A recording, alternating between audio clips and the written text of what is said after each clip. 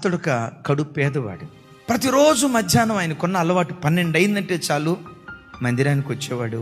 ప్రార్థన ఎలా చేయాలో ఆయనకు తెలియదు, అలాగే మోకరించేవాడు.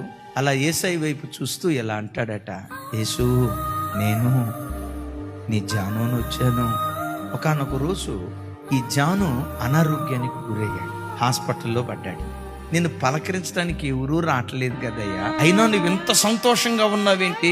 నీ సంతోషానికి కారణం ఏంటి అంటే, ప్రతిరోజు మధ్యాహ్నం నేను ఆరాధించే దేవుడు 12 గంటలకల్లా నా పడక దగ్గరకు వచ్చి, జాను నేను నీ యేసునిచ్చాను, జాను నేను నీ యేసునిచ్చా. రోజు మధ్యాహ్నం 12 గంటలకల్లా వచ్చి, ఇప్పుడు నా దగ్గరికి రాలేకపోయావు కదా, నేనే వెతుక్కుంటూ నీ దగ్గరకు వచ్చానని ప్రతిరోజు మధ్యాహ్నం 12 గంటలకల్లా నా ప్రభు నా దగ్గరకు వస్తాడు. ఎవరున్నా లేకపోయినా ఆయన ఒక్కడుంటే ప్రపంచాన్ని జయించిన విజేతలుగా మనం మిగిలిపోతాం.